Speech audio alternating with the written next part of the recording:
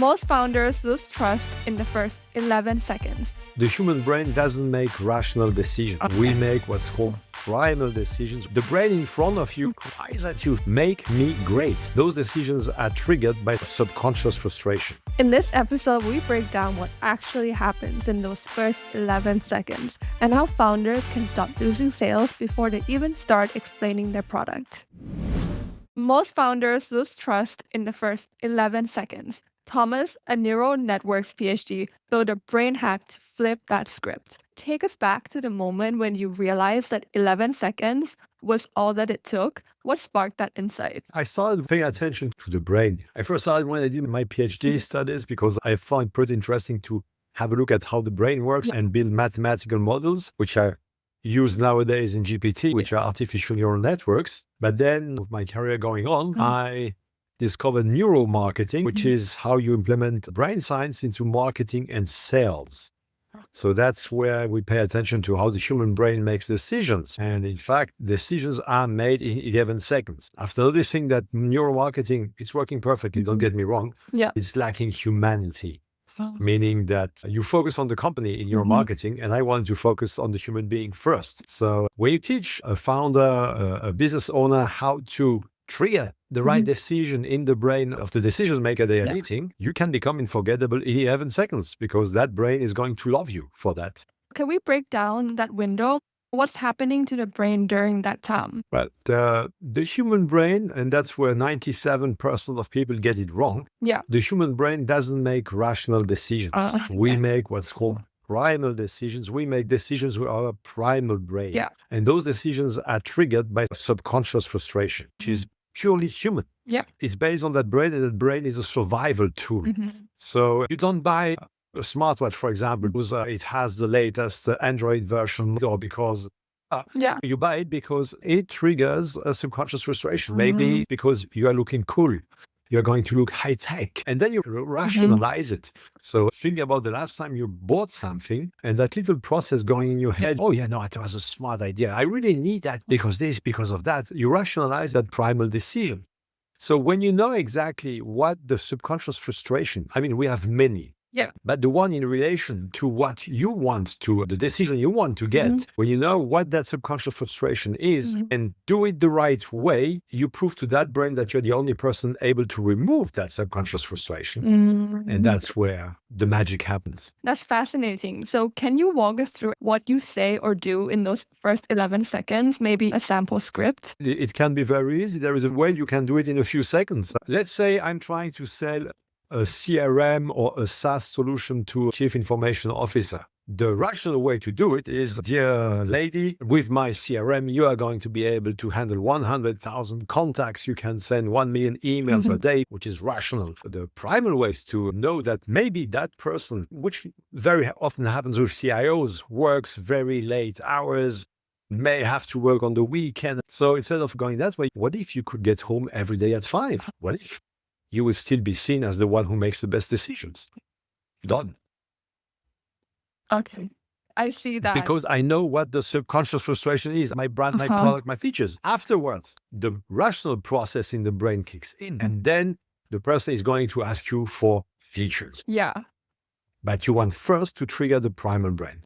Definitely. Go emotional first and then go through the product features. Emotions are part of it. You trigger something which will use the emotional brain, because the limbic system where the emotions are driven is part of the brain. In fact, a guy demonstrated it in 1995. There is no decision without an emotional variation, which means that many people doing marketing think, oh, if I make that ad funny, they're going to remember me. No, you have to take them from one emotional state to the next one. Or if you could get home every day at 5, that question, you have the fact that you don't get home at 5. So it pulls you down, and then your brain sees the image of you being home at 5 and creates a positive emotion. So I've created that variation. In that simple question, I have the subconscious frustration, I have the emotional variation. Yeah, definitely. I did also picture myself getting home at 5 when you said that. So what's the biggest mistake that you see founders make when trying to win trust? They try to show that their product is the best. But the brain in front of them couldn't care less about what they do. Yeah. I mean, that brain, and that's why my latest book is called like that. That's why the system is called that. The brain in front of you cries at you, shout at you, make me great. Yeah. It's about me. It's not about you. Okay? Make me great. Talk about me. I'm not interested in you. I don't care. Help me. Make me great. Yeah, definitely. So you've said being unforgettable isn't about you. It's about how you make others feel. Why is that so hard for founders to get? Because they are rational. Because they still want to be rational. Still think, oh yeah, I created that fantastic product. Yeah. That's the best. And yeah, I still don't care. Show me that you can make me great. When you sell a shampoo, for example. Yeah. For me, it's a bad example because I have no hair. Usually, you create a new shampoo and you say, with my shampoo, your hair is going to be blonde and fluffy and move in the wind. That's not a subconscious frustration. But if you tell me that you are going to be the one person everyone is looking at that party, everyone wants to talk. I just talked about that subconscious frustration you have, which is no one sees me. I'm invisible.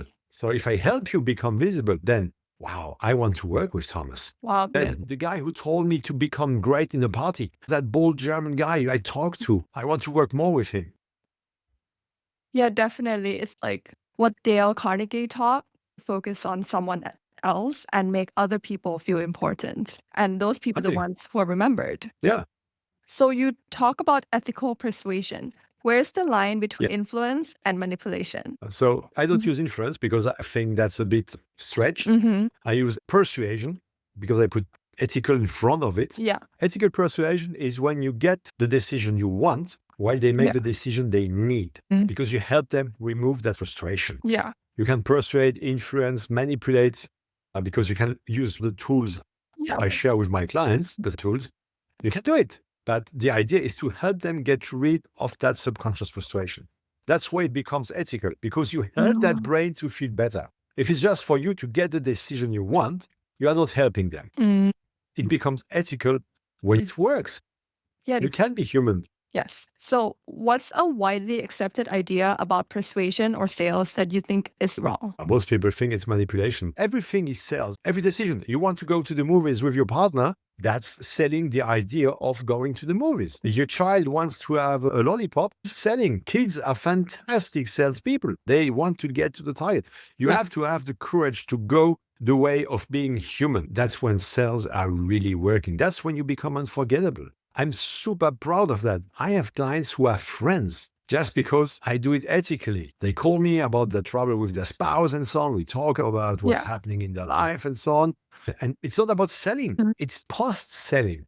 5 years later, I have clients coming back. I had a client chasing me. I changed my phone number. I have clients trying to track me on the web to find me to do more business with me. Wow. So it's about being human. And it's not about your product. It's about solving their problems. It's become better. I have a client, it took him weeks because it's tough to get, your brain hates change. So when you are having bad habits, you keep bad habits because the cost of change is higher than the cost of doing something stupid most of the time. It took him weeks to accept to try some of the techniques I taught him. One day he called me, said, Thomas, it's crazy. I didn't talk about my product. I didn't talk about my service, the company, the brand, myself. And they did most of the talking, and at the end they said, we want to work with you because you care. Of course, after that you have to deliver. Yeah. Still, definitely. It was human. Definitely. Be human, but be able to deliver. Yeah, well, that's the rest then. Yeah. I can help you get the decision, but if the rest of your team doesn't deliver, that's another problem. Yeah. Did you have any early failures before you got this 11-second decision? My very first company was about high-end luxury motorcycle tours. So we were doing sales like everyone. We are going to run so many kilometers, going to see this hotel, this place. And it reached the level like every founder gets where you have no more money on your account and you don't see more clients coming in. And then we tried something else and we saw a 400% raise in clients. Wow. And we went emotional. We started sharing experience about riding a motorcycle, stopping at this place, visiting, experimenting the smells, the people, created an uplift in clients. Yeah. Because they were brand-based. BMW France came to us to become their partner to get their clients on motorcycle tours. That changed everything. Yeah, definitely. Make that decision and change from rational to emotional. To primal. Primal. I say primal because you need more than emotions. Okay. Emotions are one part of the ethical persuasion formula, which has 4 parameters. First one is the subconscious frustration. You have to know what those subconscious frustrations are. You have to know who you are as a person and as a brand, because you want them to resonate with you. Not everyone is going to resonate with you. 60% of your market will never do business with you. Forget it. Or they may do some business, it will be a one shot and they will cost you resources. I prefer to have recurring business. So the third one is, why are you doing what you are doing? When you have a clear and precise why, and it can be, I want to make money. That's the why. It's a very acceptable one. Yeah, I want people to be happy. I want people to smile while they learn something. That's my why. And the fourth parameter is the tribe. We humans live in tribes. We cannot live on our own. Tribe, our family, our sports club, our company, those are tribes. Your clients, you want them to become tribe members, but then you have the role of a leader. And as such, you have very special things to do to stay a tribe leader. And people, once they are in a tribe, they want more from that tribe. The secret is in the tribe. Get them in your tribe. They will want more from you, and pull people inside of your tribe. They will bring you new clients. Definitely. So it kind of creates that virality, even like sort of, right now. That's why people call it word of mouth. And it's part of a brain thing, because when you make a decision, you want to confirm that decision. And it's either by buying something more. The second buy is always the easiest one. And you want to get people do the same thing as you, to confirm that you made the right decision. That's where the tribe is powerful. If you see your friend wearing you want to wear the same shirt.